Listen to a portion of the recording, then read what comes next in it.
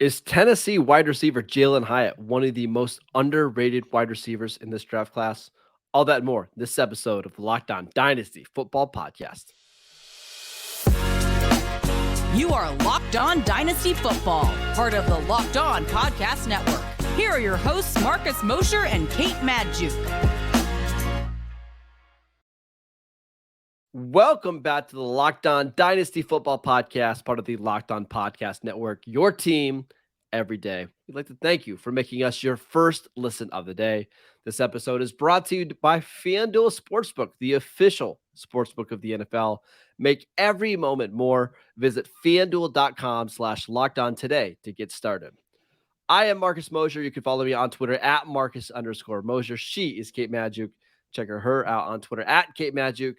Kate, Jalin Hyatt, you had a chance to watch him on Monday night. What do you think of this speedy wide receiver from Tennessee? There's not much to dislike about Jalin Hyatt, Marcus. There's like the biggest knocks on Jalin Hyatt from my perspective and in my notes is that, like, I don't know, what would he do against, when it comes to contested catches? I don't know. It's hard to figure out because he'd never, because of his speed, I think just is able to create enough separation that you don't see him making contested catches anymore. So I think my projection is that I think he'll find, some tighter NFL coverages once he moves on to the next level. But, based on what you've actually seen, like the knocks against him are not really knocks against him because we just didn't really have the opportunity to see him tested in those kind of situations. But again, it's kind of like this catch-22. Was he, not tested, in contested situations because he's so freaking good at separating? It's probably a bit of it. It's hard to give him any knocks. Yeah, I mean, we're going to talk about his value, where we'd like to see him land, all that stuff coming up in just a little bit. But let's talk about the actual player. I mean, my goodness, if you watch the Alabama game, you think he's the next, reincarnation of Randy Moss. Like, it's just unbelievable how much he dominated some top end competition. I mean, that speed translates, and the NFL loves guys with that type of speed. I think he is a little bit of a one-trick pony. Like, his game is all based on his speed, but okay, that's a pretty good trick to have. Yeah, it's definitely a hard trick to cover. 6 foot, 180 pounds, up against Alabama, you mentioned. 6 catches, 287 receiving yards, 5 touchdowns. And that's against a defense that allowed fewer than 1 passing touchdown per game. Yep. He had 5. Like that, that's ridiculous. 1,267 receiving yards, 15 touchdowns over the course of the season, ranked 8th among FBS receivers in yards per route run. He's a deep threat, and like for good reason, because when he's got the speed to create separation against these opposing cornerbacks, great, because he's going to do it. But again, going back to like what he accomplished this year, he's got good hands. And I think that is something that I think is positive, right? When we're talking about a receiver who's been relatively unproven against like in contested catches situations, we know he's got really good hands. He can force yards after the catch, especially with that speed, but it's definitely his deep ball ability that just makes him shine above the rest. Ranked 2nd in deep yards. That's on targets of 20 plus air yards or more in the FBS. Yep. I'm going to give you ceiling is high, Marcus. Yeah. First of all, NFL Draft Scout, which is the absolute best resource when it comes to like looking at projected 40 times, because a lot of times these numbers come from scouts that were at Tennessee's pro day from last year, where a lot of these underclassmen run. Projected size 6 foot on the dot, 185, 4.34 40-yard dash. I wrote down some some similar comps in terms of size.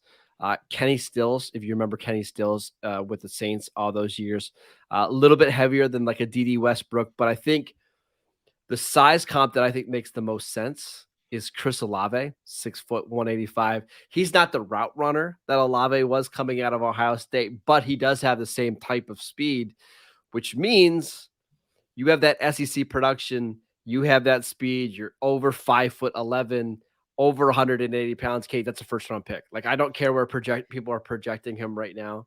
He's going to be a first round pick by the time we get to April. Well, he's definitely climbing in mock drafts. I think the consensus continues to move closer and closer towards the end of the first round, and I don't think that buzz uh, is going to change in the other Oh, direction, barring anything unexpected. But you mentioned Chris Olave, interesting size comp. I definitely think Olave, we've seen a lot more refinement in terms of his game. He's less of a one-trick pony correct. Yes. than Jalin Hyatt. So I think that's sort of the differentiating factor, even though you have, similar size, similar speed. Um, Chris Olave, I think, has been tested just a little bit more than Jalin Hyatt. But again, was Jalin Hyatt, not tested per my eyes because he's just that good? But Maybe. like, again, I'm just gonna be clear. He's not the route runner that Chris Olave was coming out of Ohio State. That's where Olave separated himself as one of the top receivers in the Pat, class. get it? Yeah. Separated? Uh, but Olave struggled in contested catches, coming out of Ohio State. That's just not where he was good. And actually, Olave was very not good at all after the catch. I think Hyatt is better after the catch than Olave is. Also has some of those same concerns in the contested catch, but you could see where Hyatt would be of a similar type of player as Chris Olave, and that gets us really excited. Yeah, for sure. There's a lot of potential here, and I think there's going to be a lot of really interesting fits based Yes, on where he is projected to be drafted. If he does indeed go at the end of the first round, we know that that's going to be that's a pretty good teams.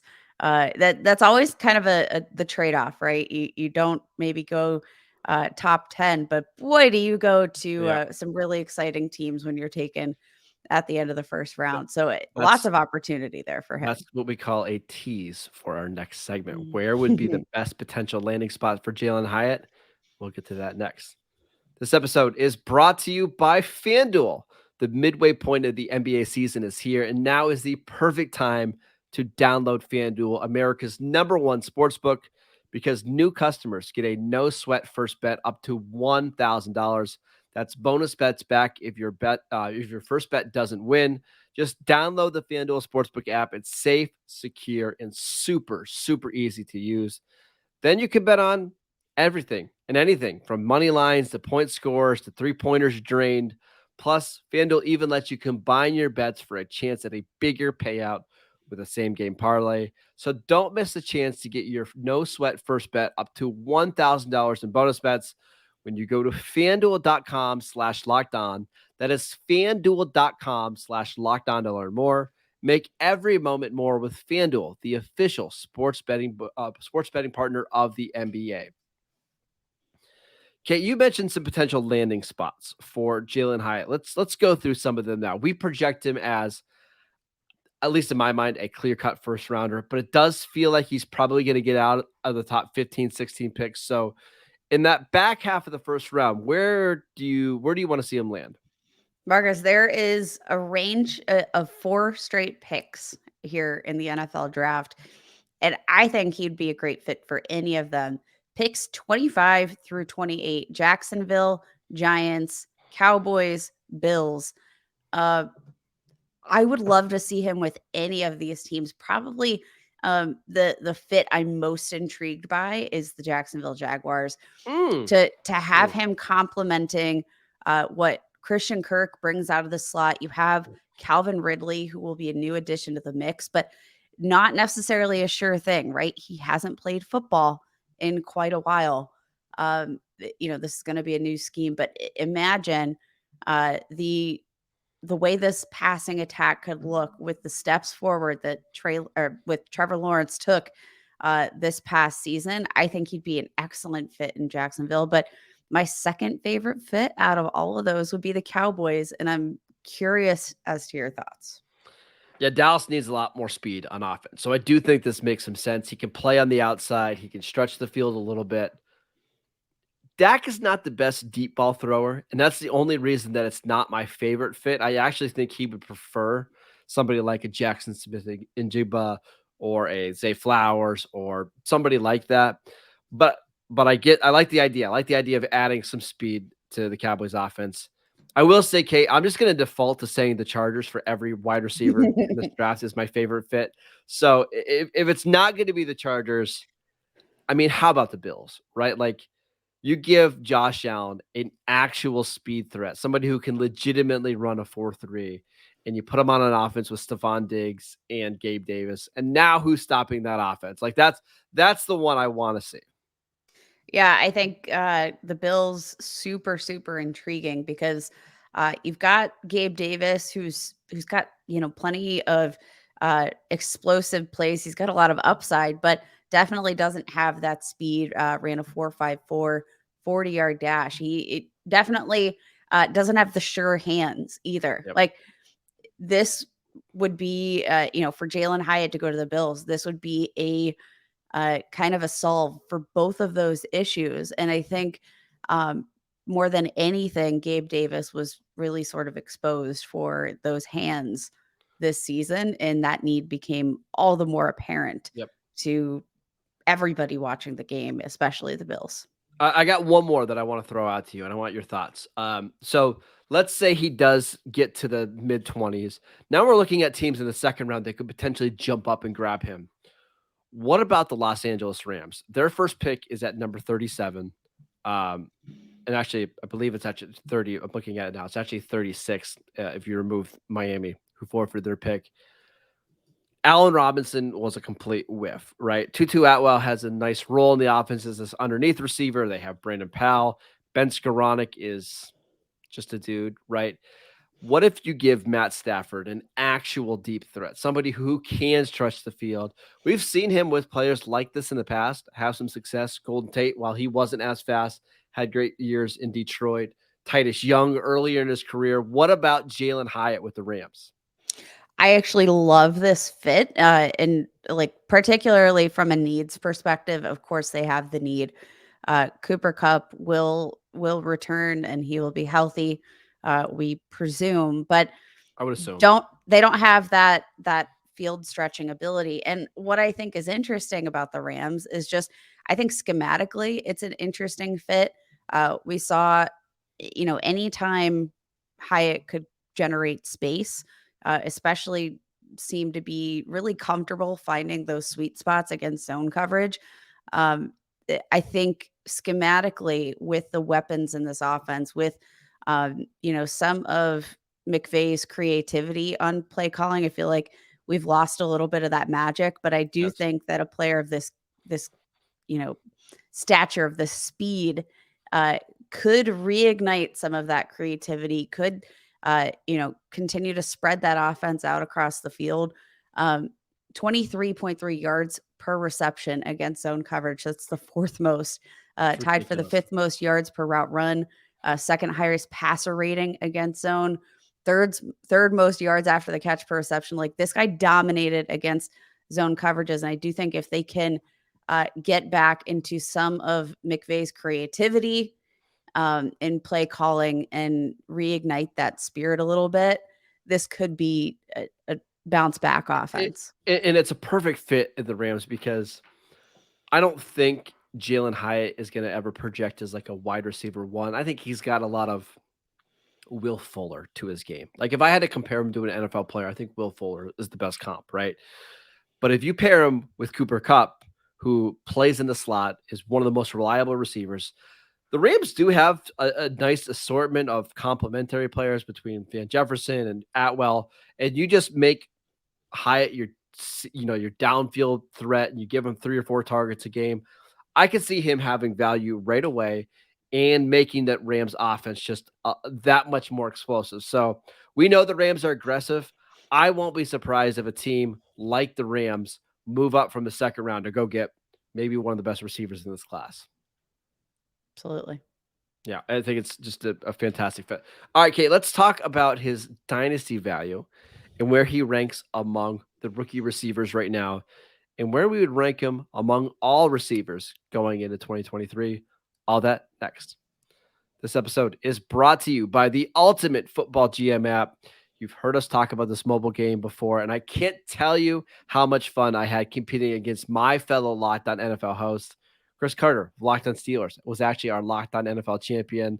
Uh, we'll talk a little bit more about that in a second. But now it's your turn to compete. If you've ever dreamed of becoming an NFL GM and managing your football franchise, well, your dream can come true, as this game is definitely for you.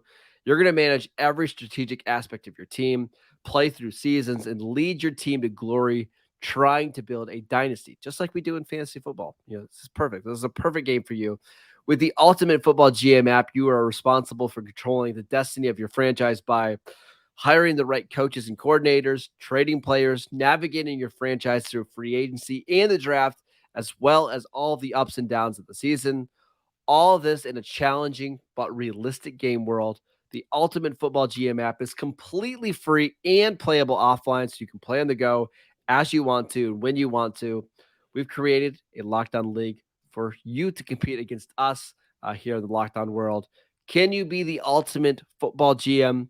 Choose the Locked On League in the App Store, and we'll see if you can create your football dynasty. Locked On Dynasty listeners get a 100% free boost to their franchise when using promo code Locked On in the game store. That is Locked On in all caps, so make sure you check it out today. To download the game, just visit ultimate-gm.com or look it up in the App Store. That is ultimate-gm.com. The Ultimate Football GM. Start your dynasty today. All right, Kate, on Dynasty League football, Jalin Hyatt is currently being drafted as wide receiver 6 in rookie drafts, 13th overall. To me, that feels a little bit low. What do you think? It feels low, especially considering, again, the upside here, right? Like, we know the upside is sky high, but I do think that he's going to be a player that, depending on landing spot, we could see skyrocket into top 3, top 4 draft position among rookies, but dependent on rookie wide receivers. But I think his overall, once we have the NFL draft in the rearview mirror, I think that's going to be a very big deciding factor on how far we see him climb these draft boards. I agree. Landing spot is going to matter for him, right? If he goes, I mean, I hate to say it, but if he's in Baltimore, I just don't love it. And he's being the number 2 next to Rashad Bateman, it's not a great fit. If he falls to the mid-second round and he's kind of log jam for a little bit, I don't love it. And truthfully, a lot of times these speed receivers, the pure speed vertical threats, just don't produce a lot for fantasy. They're pretty inconsistent week to week. I just believe in the talent, though. I think he's a really, really good player who could prove to have a lot of value. And if you can get him outside of the first round or your rookie drafts, if you're doing them now, I think that makes a lot of sense. Kate, let's talk about his overall dynasty value. Just really roughly, I'm going to give you some names. You tell me higher or lower. Elijah Moore, wide receiver 41. Elijah Moore. Okay. Darnell Mooney, wide receiver 43. A very similar player. I still think I'll take Darnell Mooney. Okay. Tyler Lockett, wide receiver 46. Tyler Lockett's tough because of the age. 30 years old, Tyler Lockett. Oh, I'll still probably take Tyler Lockett. If I'm in a competing situation, I'll take Tyler Lockett. If I'm building a new and very young team, I'll roll with Hyatt. All right, let's do some rookies from last year that are all being drafted and ranked in a similar range. Wan'Dale Robinson, Sky Moore, Romeo Doubs. I would take Moore, then Hyatt, then Robinson. I think I would take Hyatt over all of those guys, to be honest, because I think Wan'Dale, Sky Moore are both really underneath receivers that rely a lot on volume. And while Sky Moore's situation is fantastic, I mean, he didn't really do a lot during the regular season. And even in the playoffs, he caught a touchdown, but That was basically it. So I think I would take the upside there. So you have him ranked around wide receiver 50 in Dynasty right now. Yeah, and that feels about right. And then sort of as a counterpoint, Marcus, to your note about like Hyatt versus a Wandale Robinson or a Sky Moore, who might be more dependent on volume, less on that big playability. Uh, that I think is another sort of this goes back a little bit to roster construction for me, right? Like, do you need that over the top? Like, is the rest of your roster relatively safe? And Right. you need one of these explosive assets that can absolutely win you a week, but if they put up a stinker, it's not gonna hurt you. Great. Hyatt is probably the right answer there. But if you're looking for foundational players that again maybe are a little bit safer because of potential volume, then that might be the tiebreaker there for a Sky Moore or a Yeah. Wandale Robinson. All fair points. We are big fans of Jalin Hyatt, though. There's not a lot to dislike. It's just we've seen this type of player in the past. Uh, It could be a Sometimes, flash in the pan. Could yeah, be. a little volatile, right? Like I think that's Mhm. our biggest issue. But I think more than any other player that we're going to talk about over the next couple weeks, feels like landing spot is very, very important to him because, again, if he lands with the Chargers or the Bills, I think we're really, really excited about him. Yeah, I think there's a lot to like. There's a lot of questions to be answered, but if you're at this point in the season, maybe you're doing a dynasty startup ahead of the NFL draft with your rookies. Um, you could be getting a true steal Yep. for Jalin Hyatt, especially if he ends up in one of these situations, like you mentioned with the Chargers or the Bills. If that fit comes to fruition, and you grab him right around like wide Yep. receiver 45 to 50, whoo, Yep. you're gonna Steal. feel good. Again, don't be surprised if his value goes up during the combine because once he officially runs like a 4.32 and measures in at 6 foot, people are going to get really excited. We know how that works. Like we're expecting him to run a 4.3, but people are going to count it twice when he does it. It's going to happen. So get ready Yep. to see his value go up in the next 2 weeks. That is it for today's show. Thank you guys for tuning in. Make sure you download the podcast wherever you get your podcasts. Go check out Kate on Twitter at Kate Magdziuk. Check out her work on the Gaming Society. I'm at Marcus _Mosher. Enjoy your weekend. We'll see you guys next time.